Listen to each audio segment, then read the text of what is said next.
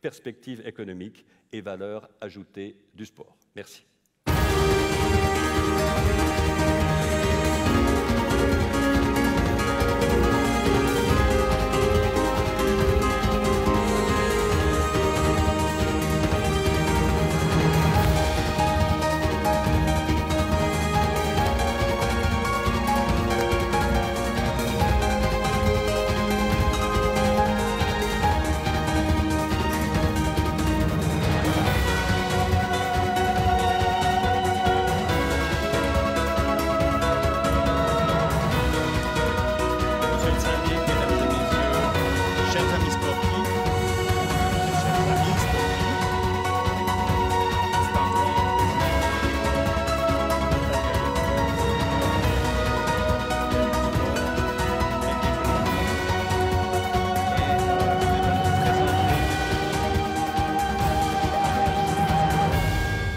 Un peu complémentaire à ce qui a été présenté par M. Deschenaux, mais aussi en couvrant quelques autres aspects, à nouveau dans un esprit d'ouvrir autant que possible cette vision, ce champ. Vous avez vu beaucoup de chiffres. Tout à l'heure, je vais aussi amener quelques autres chiffres. C'est très sérieux, c'est très scientifique parfois. C'est vraiment l'approche rationnelle du sport, mais rassurez-vous, le sport, c'est d'abord une passion. C'est d'abord une passion et on le sentira bien aussi dans les exposés qui vont suivre par les personnalités qui s'exprimeront ici. Et cette passion-là est vraiment quelque chose de très fort et j'espère aussi que ça pourra ressortir de votre journée et pas donc uniquement la rationalité économique de ce phénomène qui parfois, comme on l'a vu avant, est irrationnel justement d'un point de vue économique. Alors, d'abord, juste un petit mot aussi, beaucoup des ressources bibliographiques que j'ai, des recherches que j'ai, sont vues aussi d'un point de vue international. On a la chance à Lausanne d'organiser un master en administration du sport, un master international, sous l'égide de l'AISTS. Et cette chance-là reflète bien la chance unique de notre région d'être placée sur le plan international grâce, comme vous l'avez compris, à le statut de capitale olympique de la ville de Lausanne et toutes les fédérations internationales. Alors, si je pouvais voilà, vous montrer mon premier transparent. Vous avez ici, en fait, les DNA, en quelque sorte, des disciplines sportives, puisque toutes ces disciplines sportives, tous les règlements sont gérés par ces fédérations internationales qui sont dans notre région. Vous voyez ici en vert toutes celles qui sont dans le canton de Vaud. Ça représente plus de 75%, en l'occurrence ici, des sports au programme des Jeux Olympiques. Vous avez tous, j'imagine, suivi Londres. Et c'est quand même extraordinaire de se dire que dans notre petite région, plus du 70%, 75% de la réglementation sportive est gérée dans les sièges ici. Donc le DNA du sport, en tout cas d'une bonne partie du sport, est dans notre région. Vous voyez aussi qu'il y a quelques, évidemment, fédérations qui ne sont pas dans le canton de Vaud, mais en Suisse. Si on ajoute tout cela ensemble, ça fait vraiment quand même une masse critique extraordinaire. Donc, premier message, dans la compréhension aussi cluster, puisqu'on en parle beaucoup ces temps du sport, on voit qu'on a vraiment une place privilégiée dans notre région.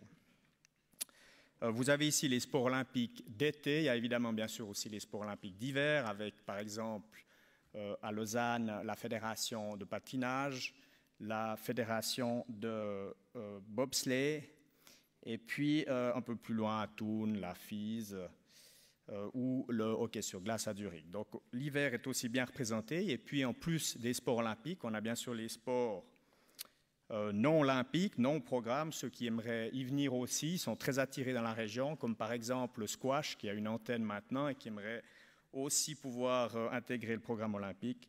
Vous savez que pour ces sports, c'est très important, puisqu'une partie de leur budget provient de la répartition des droits, de leur impact, de leur participation au programme olympique. Donc une attirance magnétique dans la région est bien sûr principalement due au siège du Comité international olympique. On a parlé du football, l'UEFA est à Nyon. L'UEFA est un bon exemple, évidemment, d'acteurs majeurs, mais aussi d'associations continentales, car en plus des fédérations internationales, vous avez des associations continentales, et certaines aussi désirent s'établir dans la région, comme par exemple également European Athletics, qui est l'association continentale européenne de l'athlétisme. Et puis, last but not least, on y viendra aussi tout à l'heure, les fédérations des sports mécaniques, comme la Fédération internationale de motocyclisme ou la Fédération internationale automobile, qui ici elle a son siège à Paris, a une présence avec une antenne, quand même une vingtaine, une trentaine d'employés à Genève. Nous avions effectué un calcul, une étude sur la différence avec les chiffres qui vous ont été présentés tout à l'heure, qui vous ont été présentés avant, pardon, et qu'ici on a cherché à mesurer l'impact économique sous forme d'entrée nette de fonds. Alors les entrées nettes de fonds, c'est vraiment l'argent net qui est rentré. Donc vous éliminez l'argent qui est dépensé à l'extérieur de la zone. Donc si par exemple il y a des salaires de collaborateurs de ces fédérations qui sont payés à des collaborateurs qui habiteraient en dehors, en l'occurrence la zone ici était le canton de Vaud, en dehors du canton de Vaud, ils ne sont pas comptés. De même que les droits TV qui sont redistribués, c'est des milliards de francs, comme vous l'avez bien compris, à l'extérieur de la zone, évidemment, on n'en tient pas compte.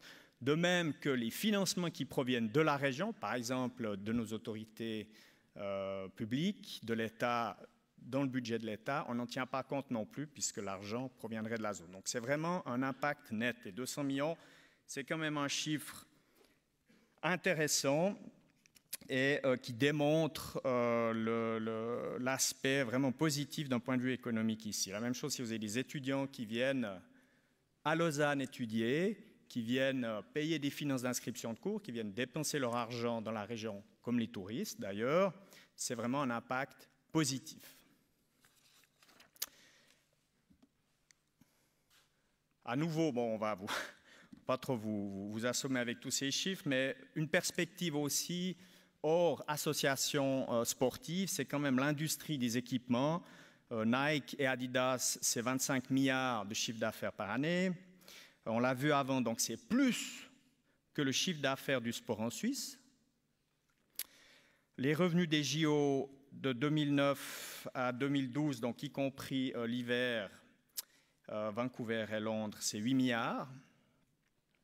Et puis aussi en comparaison, c'est intéressant, vous connaissez le phénomène Red Bull. Red Bull, cette machine économique, qui est d'ailleurs un modèle intéressant, puisque dans le fond de vendeurs de boissons, ils se sont transformés en un groupe média, en un organisateur d'événements, pour justement avoir contrôle complet sur le contenu et donc l'image qu'ils veulent donner à leur marque. Et ça, c'est une économie en soi. On en parlera toujours plus. D'ailleurs, vous avez vu déjà quelques extraits dans les journaux du Red Bull Crash Ice qui aura lieu à Lausanne le 3 mars, qui suscite une certaine polémique. Mais enfin, c'est d'un point de vue économique une réalité aussi et qui, indépendamment de l'éthique et de la boisson, etc., indépendamment de cette discussion-là, est une vraie réalité économique et puis évidemment est intéressante pour une région. On a parlé du tourisme sportif, je ne vais pas revenir là-dessus, c'est un aspect très important. Un autre budget intéressant, candidature de la Suisse au JO 2022, c'est 36 millions. Et puis, Jackie nous parlera tout à l'heure, le budget d'Athlétissima, plus de 4 millions de francs. On a aussi vu avant l'importance relative du sport, donc je ne vais pas aller plus en avant. J'aimerais juste passer un message ici.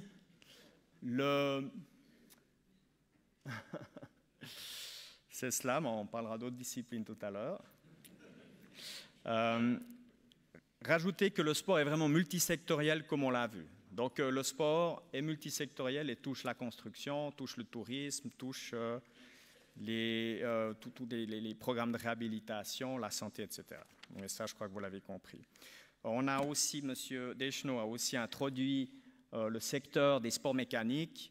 Je le concentre ici juste sur l'aspect cluster, puisqu'à nouveau notre région a une volonté de développer davantage le cluster sport. Le cluster sport Valais, donc qui est organisé.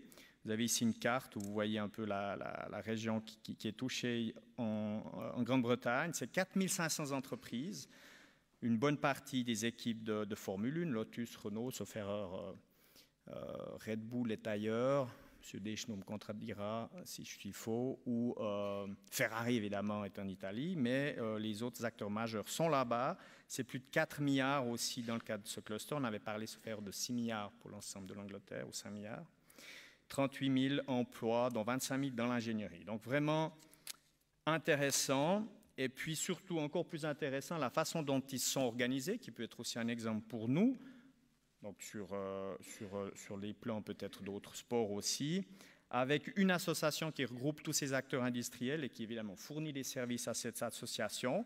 Et puis encore plus intéressant, comme vous pouvez le voir à droite, des ponts, des bridges, avec d'autres secteurs. Donc on voit là l'intérêt du sport pour développer des technologies, un savoir-faire qui est utile à d'autres secteurs économiques, comme le secteur de la défense, de l'aérospace, secteur nautique.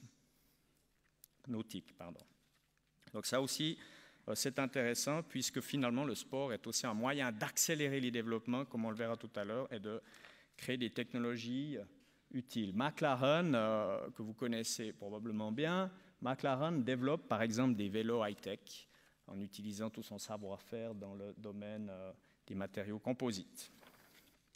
Mais, comme je vous le disais, le sport, c'est aussi ses valeurs intangibles.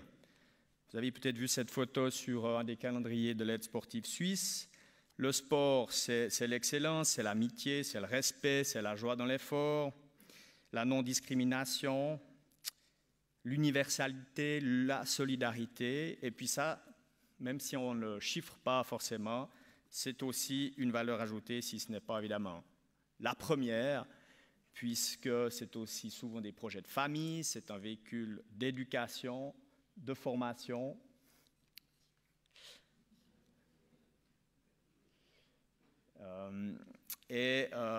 Alors évidemment, de temps en temps, il y a des côtés un peu moins roses, mais si on regarde les aspects positifs, je crois que là, le bilan est largement positif.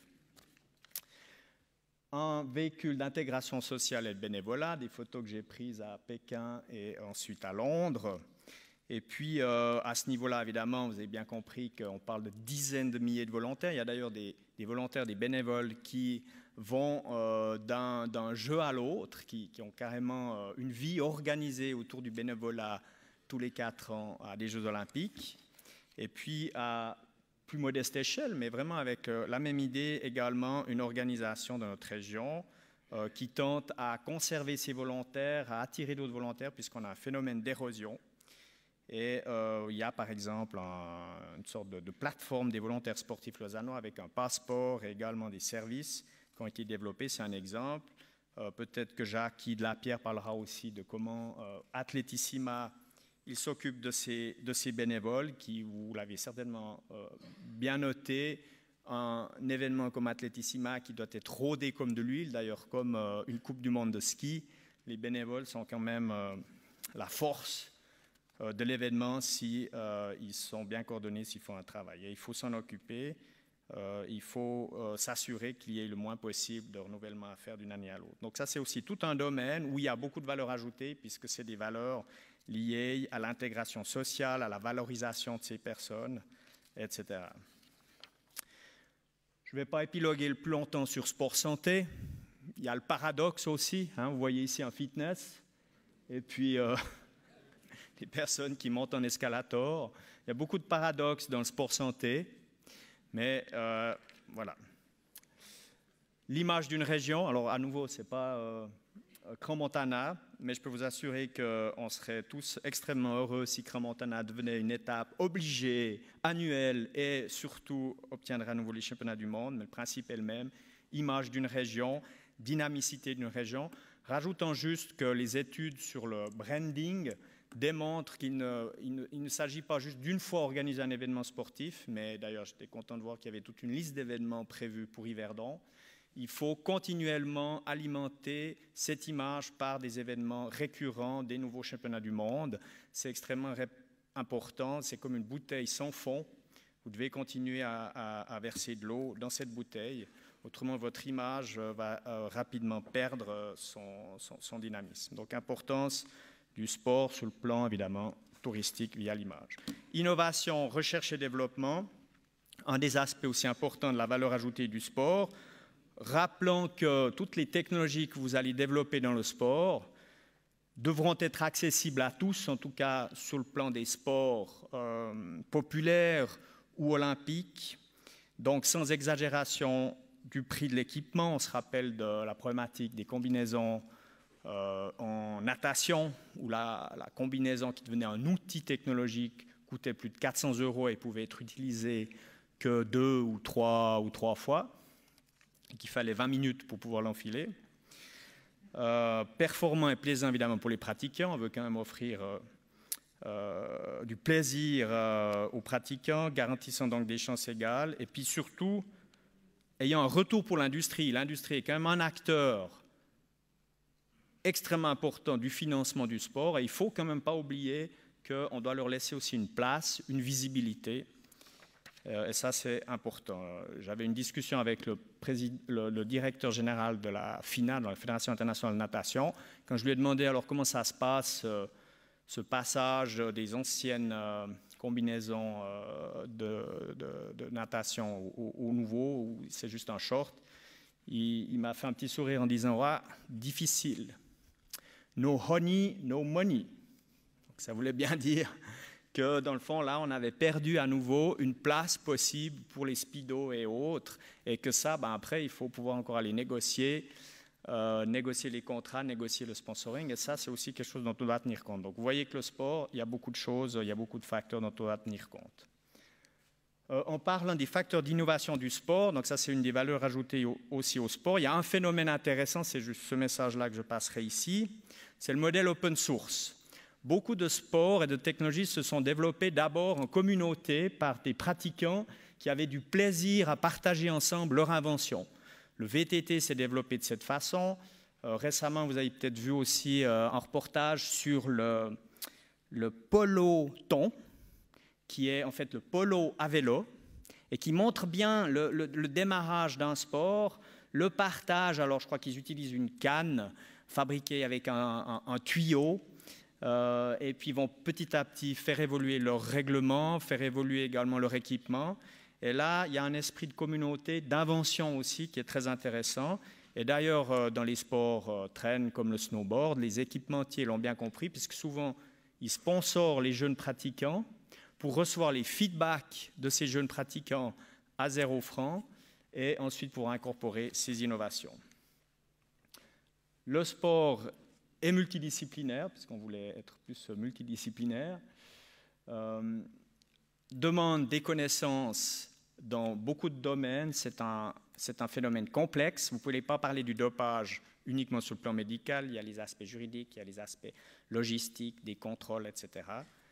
Et ça, c'est intéressant pour nos universités et nos formations, puisqu'on peut valoriser tous nos experts dans ces disciplines respectives en les impliquant dans tout projet de recherche et de formation. Et pour terminer, je propose une vue du cluster par famille de sport. Vous avez ici sport de balle, sport athlétique, sport de neige, sport mécanique, cyclisme, équitation, sport de combat, il y a encore les sports d'agilité, les sports de précision comme le tir à l'arc. Et puis dans le fond, une sorte d'inventaire à faire qui n'est pas uniquement limité à la présence des fédérations internationales, donc au DNA du sport, mais aussi à toutes les autres parties présentes ici dans la région d'un point de vue économique, soit bien sûr les événements. Alors l'athlétisme, on a Athletissima, le cyclisme, on a le Tour de Romandie, l'équitation, on a Equissima, etc. L'infrastructure, les Arras de Payerne, les stades de football, d'un point de vue neige, évidemment, les stations de ski, les clubs, les athlètes. Vous avez des athlètes professionnels qui sont dans la région, les stars que vous connaissez, les Schumacher, etc. Les athlètes aussi locaux dont on est très fiers, comme Sergei Ashvandan pour le judo. Et puis l'industrie, bien sûr, quelle est la présence de cette industrie ici? On parle des Dartfish qui travaillent avec, par exemple, le taekwondo. On aura certainement une explication tout à l'heure sur ce type de coopération. Et puis, bien sûr, tous les acteurs de la formation et de la recherche. Donc, en fait, le cluster est quand même multidimensionnel, concerne beaucoup de secteurs industriels et puis peut être vu de manière verticale par famille de sport, puisqu'il y a certaines, je dirais, mutualisations, en tout cas au sein d'une famille, une problématique similaire. Voilà, c'était ma présentation. Et puis, je serai très heureux après d'en parler avec vous et de continuer cette journée. Merci.